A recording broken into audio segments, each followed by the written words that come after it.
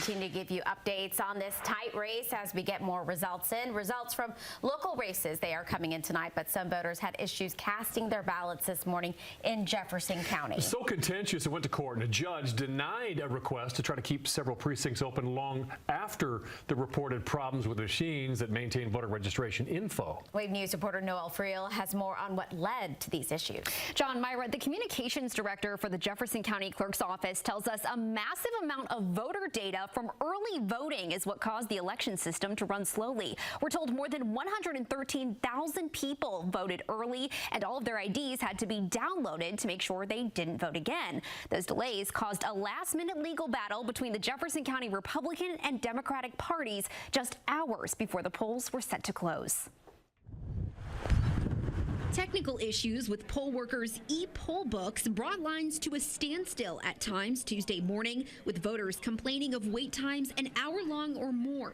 The issues continued throughout the day, with voters telling us workers had to restart the e-poll books repeatedly as they checked in voters. Off and on with them, they would shut down on them. But like I was telling the lady in there, I've been coming here for 7 years, and this is the first time it's ever been this crowded, no matter what time I've been over. The long lines causing some voters to leave the polls in hopes of returning to a smaller crowd later in the day. They told me they're coming back before 6 o'clock, and I was going to do it, but I'm glad I got it over and done with. Because I think if you wait to, leave to come back at 6 o'clock, it might be worse than what it is right now. The complaints led the Kentucky Democratic Party to file a lawsuit encouraging a Jefferson Circuit Court judge to extend polling hours in Jefferson County to 8 p.m. The lawsuit claimed at some locations, system crashes prevented poll workers from processing voter check-in approximately every 3 minutes for the first 3.5 hours of voting. For some time, it claimed the system needed to be restarted after checking in each voter.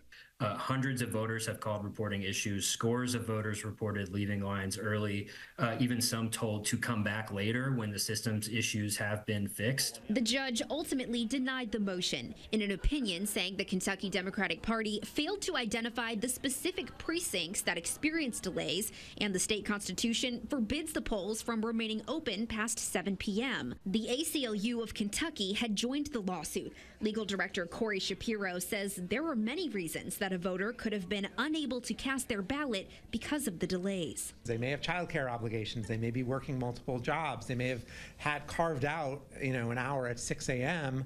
to 7 a.m. to plan on voting. But the lines that we were hearing about and we were receiving, phone calls about and complaints about were that the lines were going to take over an hour and a half, 2 hours, in some cases 3 hours.